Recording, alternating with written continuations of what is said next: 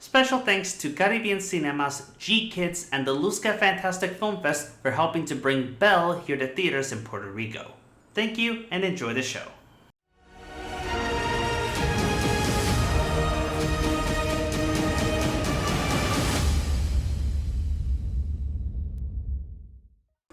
Hey everyone, I'm Sebastian from KateCast Reviews, and before you ask, yes, I am in a new place right now. There's been a lot of changes happening recently, and this is by far the biggest. Now that the new year has started, let's go ahead and bring back a couple of old staples, shall we? Welcome back to another exciting episode of Stories from the Wasteland.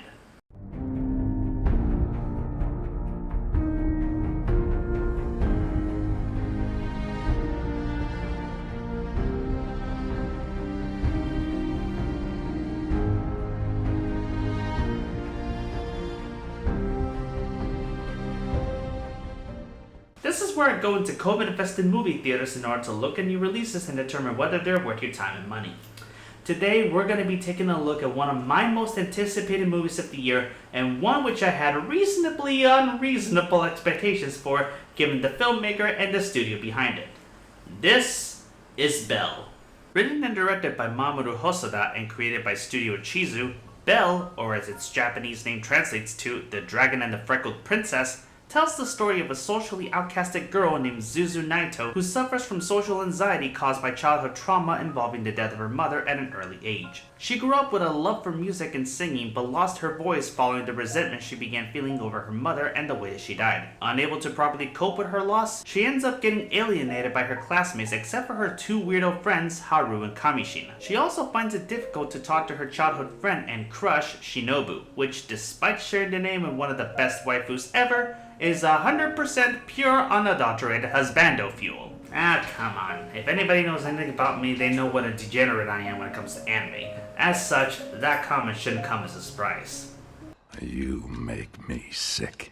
During the course of the story, her friend Haru introduces her to the world of You, a virtual world where anyone can create an avatar based on whatever design and features that they want, while remaining anonymous to the world and living out a new life that they choose. Zuzu reluctantly creates an avatar that slightly resembles a popular girl in her school and adds freckles to her face in order to make her feel identifiable to Zuzu herself. Donning the name Belle, spelled B-E-L-L since the name Zuzu is Japanese for Belle, admittedly not a smart move if you want to remain anonymous without risking the few people who know you figuring out who you are, she goes into the world of You, and for the first time in a long time, she is able to sing her heart out. To her surprise, her performance becomes a viral hit both within the real world and the world of You, with fans praising her on one side and the haters shit-talking her on the other side. Much to her shock and terror, Zuzu decides to continue the Belle persona, now named Belle, with an E at the end as her fans begin to call her, while her friend designs her clothing and orchestrates different ways for how they'll be able to capitalize on her newfound fame. Hold on a second. A teenager suffering from social anxiety, outcasted from their school, having just the one friend they recurrently talk to while being unable to talk to their crush, having to live a lie and becoming a viral hit online, while their friend finds ways of capitalizing on the whole situation? Why does that sound uncomfortably familiar? On the outside, always looking in, will I ever be more than I've always been? Cause I'm tapping on the... Oh, motherfucker. Okay, hold on. While there are definitely a few similarities here and there, Belle shares nothing in common with Dear Evan Hansen in terms of its story, its characters, or its music. As many of you have already guessed by looking at the title, posters, and trailers, the film is a Beauty and the Beast story retold with a modern sci-fi twist. The titular beast in this story is an enigmatic martial arts fighter whose violent lashing outs cause him to be deemed a public menace. As a result, he is being hunted down by You's self-appointed bodyguards led by their leader Justin, a brash and self-righteous douchebag who thinks he's fighting for everybody when in reality he's a corporate shill doing what he can do to keep his bread and butter safe, all while keeping up the appearance of acting for the best interest of the people and being seen as the good guys despite their toxic behavior. Must resist SJW coming! One thing that surprised me the most about this movie when it came to the story is just how real everything feels. Mamoru Hosoda truly knows how to write stories about teenagers, much like Makoto Shinkai does. However, it's pretty clear that his passion isn't just telling stories about teenagers, but telling stories about teenagers that teenagers can relate to.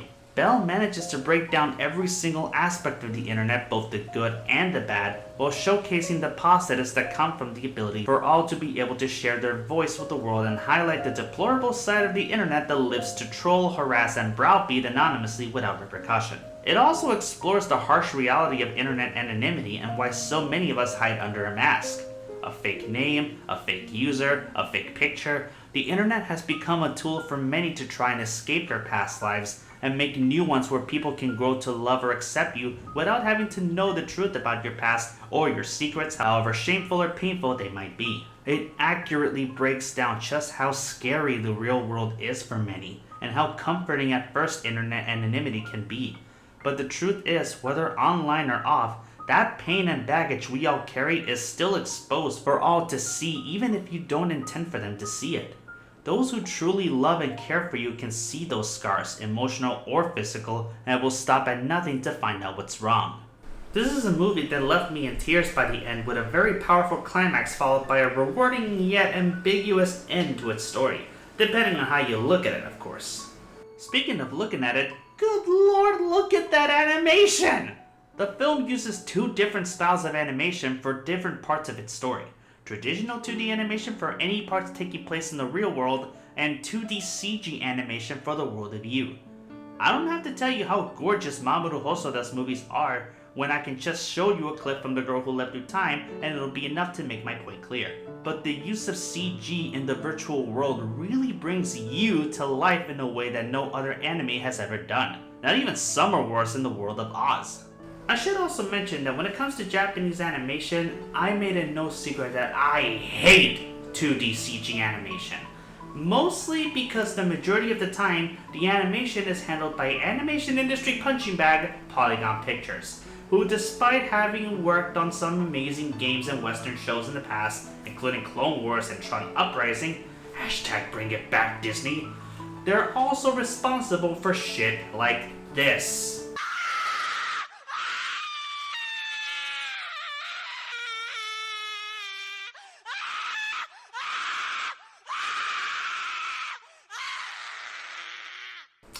Yikes. And before I get the well actuallys in the comment section, no, I am not saying Polygon is solely responsible for bad CG in Japanese animation.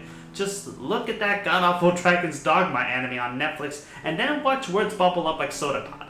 They're the same studio. What I'm trying to say is that when it comes to Japanese animation, CG has rarely ever been used well when it comes to rendering an entire world to tell its story. This is where the genius of You comes into play for the animation in this movie.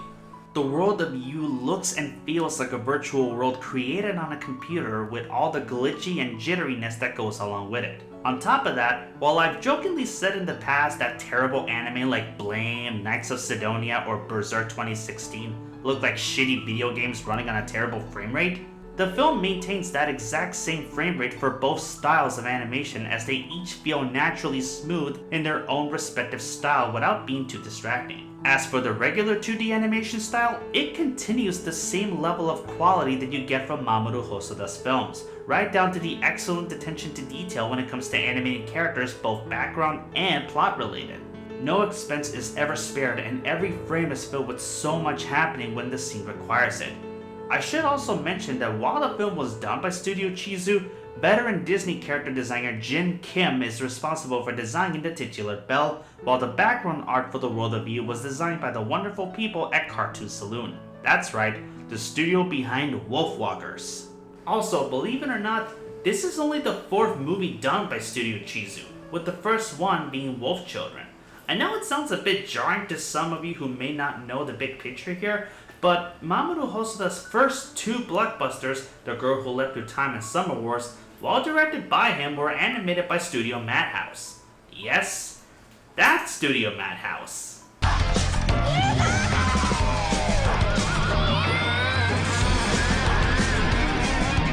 Hosoda has been busy working throughout the 90s with Toei Animation, cutting his teeth as a key animator on well-known properties like Dragon Ball, Sailor Moon, Yu Yu Hakusho, Slam Dunk. Hey, I will defend that shit. I don't care how many people say they haven't heard about it. Slam Dunk is awesome. and even fucking One Piece, with his directorial debut as a filmmaker being One Piece Baron no Matsuri and the Secret Island, a relatively dark entry in the never-ending One Piece franchise that to this day has not been localized in the US. However, many of you 90s kids probably recognize Hosoda's work best for his involvement with the Digimon franchise. More specifically, Digimon Adventure Episode 0 and Digimon Adventure Our War Game, which were two 40-minute long OVAs that were inexplicably Frankenstein together by Fox Kids, along with another unrelated Digimon OVA to make what we all know today as Digimon the Movie. There's something wrong with me. What is it? I think it's your mother's recipes. I hate to tell you I told you so, but I told you so! To put it simply, the dub of Digimon Our War Game was Fox Kids' Justice League, and Summer Wars was basically Hosoda's Snyder Cut version of it. Yes, I went on a long tangent about Hosoda's past work just to crowbar that joke into the video. You suck! No, I will not apologize. There is a point to this though. Besides the trolling, but yes, there is a point. Having worked with Toei all throughout the 90s up to the mid-2000s, Hosoda's star began rising ever so slowly to the point where he eventually began directing his own feature-length pictures instead of simply animating them.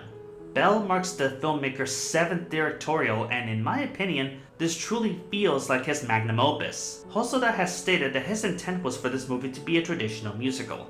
However, due to Japan being somewhat uncultured when it comes to musicals, or at least when it comes to making musicals, he found the idea to be too difficult, but still wanted to tell a story where music would be central to the film. In a bizarre way, he pretty much tried to do something completely different and make what can only be described as the first mainstream anime musical ever made, or at least the first to not sound like complete shit. Luckily for him, 2021 was definitely the year for this movie to come out, considering the number of amazing musicals we've had, from the heartbreaking to the hilarious to the inspiring to the Dear Evan Hansen. In a year that gave us Tick Tick Boom, In the Heights, the better version of West Side Story, and coincidentally the same year that saw Broadway reopening for the first time following the pandemic that will not fucking end. This was the golden moment for Hosoda to release what I can honestly consider to be his best film to date. Speaking of the music, I should mention that whether you watch this movie in English or Japanese, the experience is gonna feel unique regardless of the language barrier. Hosoda picked a relatively unknown by the name of Kaho Nakamura, an up-and-coming singer-songwriter whom he chose based on the desire to find a person who can speak and sing while being able to express their feelings through song and move people even if they don't understand Japanese. Having seen the film in Japanese myself, I can tell you that Nakamura's casting was perfectly instrumental to the success of the film. And it seems that G-Kids understood this philosophy perfectly well, since they cast a relatively unknown of their own, Kylie McNeil. I promise you, you'll listen to the two of them back to back, and if it weren't for the fact that you're listening to one in English and one in Japanese, you almost wouldn't believe that they are two different people. Hi, Sebastian here from the future. So, before I continue on with the rest of the video, I just wanted to point out that before the editing process finished, that part of the video was supposed to follow up an actual comparison between Nakamura and McNeil in terms of whose voice is which and whether or not they actually do sound similar. I did put that in and I did edit that together and put it in the video, but I couldn't find a way to sneak it in without copyright being a dick. So unfortunately, I cannot give you guys a comparison. Instead, all I can say is look up both versions of the songs and listen to them side by side. I promise you, you will find it very difficult to tell which one is which. And now, back to the show. The music overall for this movie is just gorgeous to listen to, both the score and the songs, but the voice talent for this film is also too good for me to ignore. I don't want to get into too much detail as certain names can give away certain plot points, but let me focus on just one, the beast himself, Dragon. When it comes to anime, everyone knows that I will always gravitate towards the English dub due to my reasons are not important and I enjoy anime however I wish. And only out of necessity do I ever watch anything in Japanese. I found myself really enjoying Dragon's voice mostly because I know I heard it before, but I couldn't put my finger on where. Then I stayed after the credits and saw that the actor credited for voicing Dragon was Takeru goddamn Sato.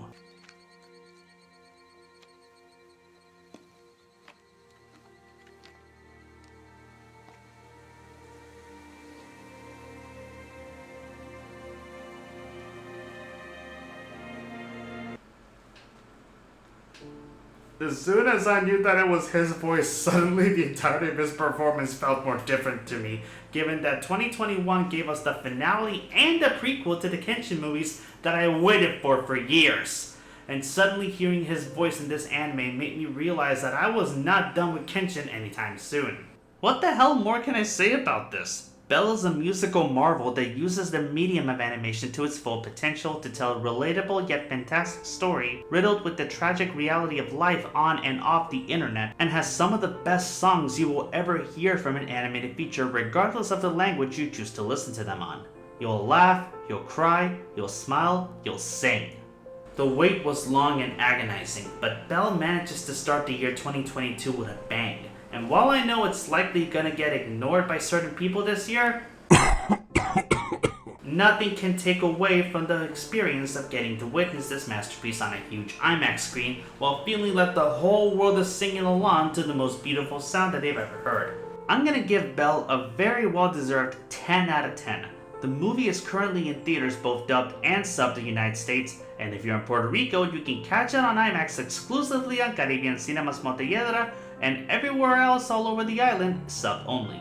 I never thought I'd get to see this masterpiece here in Puerto Rico, but thanks to both G-Kids, Caribbean Cinemas, and the wonderful people at the Luzca Fantastic Film Fest, everyone here in La Isla del Encanto can enjoy this masterpiece and witness firsthand what an unforgettable experience this movie is going to be.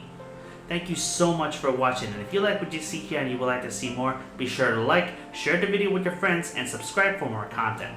I also want to give a shout out to all of our patrons of honor, Waiting the Wings, Chelsea A. Crandall, Abigail Verzella, and Kate from KateCast Reviews. If you would like to join our patrons and help support the channel, be sure to check out our Patreon page for bonus content and exclusive rewards, including the chance to request for a show or movie for us to review in the future. As always, I'm Sebastian from Cinemageddon Reviews signing out, and I'll see you on the wasteland.